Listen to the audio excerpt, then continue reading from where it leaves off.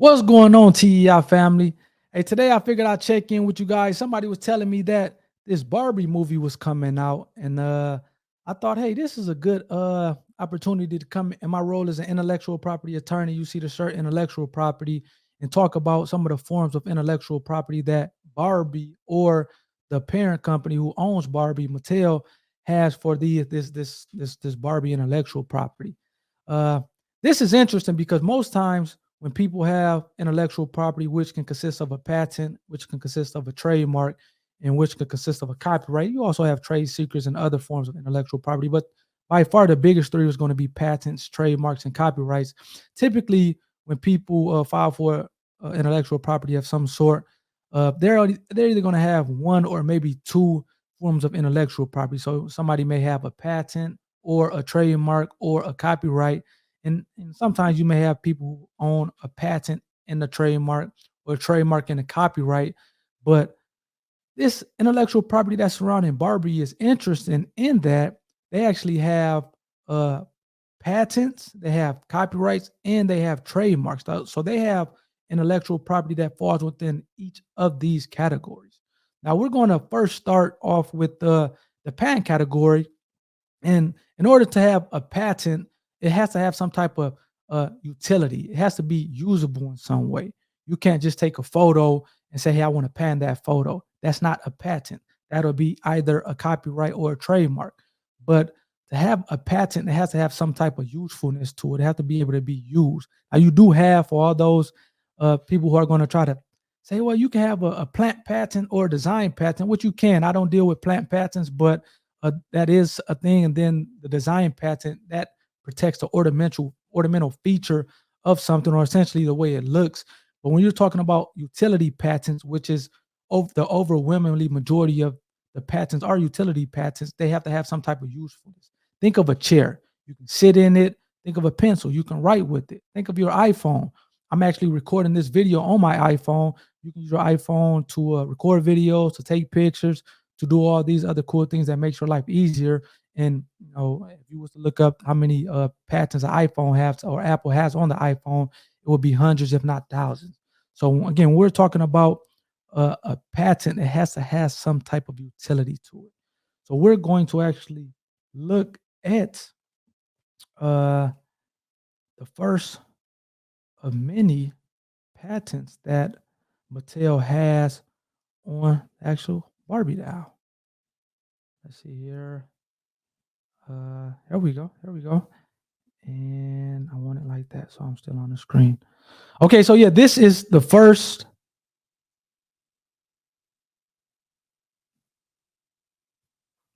Did I do the wrong one? Let me stop sharing here really quickly and make sure I'm sharing the right screen. Here we go. That's not it either. This is it right here. Now you should see the actual patent of the first Barbie doll. So actually, this one, as you can see, it was issued in 1961. It was filed for a patent in 1959, and Mattel, who owns the Barbie, intellectual property, they actually bought this uh, from someone else, which we'll go off into an article a little later. But if you look at a patent application, this is an old one. It consists of figures, which you can see a number of figures here. Uh, it consists of a detailed description, and if you look at a newer patent, which is again, I think we're like on patent number 11 or 12 million. This is 3 million. So this was a long, long time ago. If you look at the most recent patents, it's like 11 million or 12 million or something.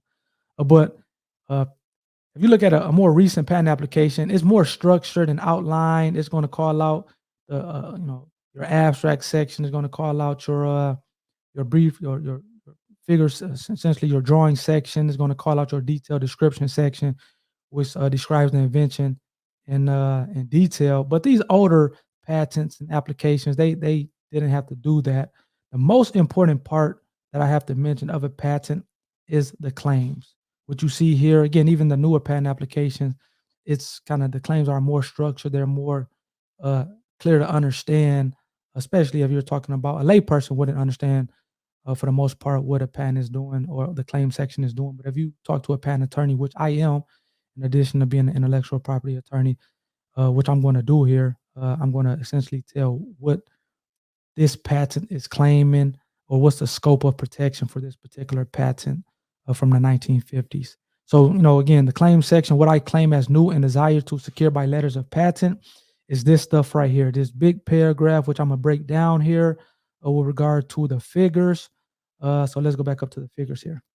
So pretty much with this Barbie doll or this first Barbie doll of the Mattel bought back in 1950, which is what it's claiming is you have the body here, which is labeled as 13. You have these limbs, which are the arms 16 and the legs 17, which are connected to the body such that they can articulate. That's the language that the patent uses. But that's another fancy word to say it can move. So these arms and these legs move with respect to the body here. And then it is also claiming this base 12. And then it also claims these pins, which you're going to better be able to see here, 34, they're showing the hidden lines. So these pins extend through the base as well as extends through each leg to secure the dial to the base. And that's done in such a way that so when you put this base on a table or something, it is balanced or it stands up, it doesn't fall down. So that's essentially what this first dial is claiming. The patent to this first dial is claiming from the 1950s. And yeah, some interesting stuff. So this is let me stop sharing my screen here. Stop sharing. So this essentially is what the first form of intellectual property that I'm going to talk about is, which is patents. My next video will talk about trademarks and the number of trademarks that Mattel has on the word Barbie. So stay tuned and be sure to click on the next video. Peace.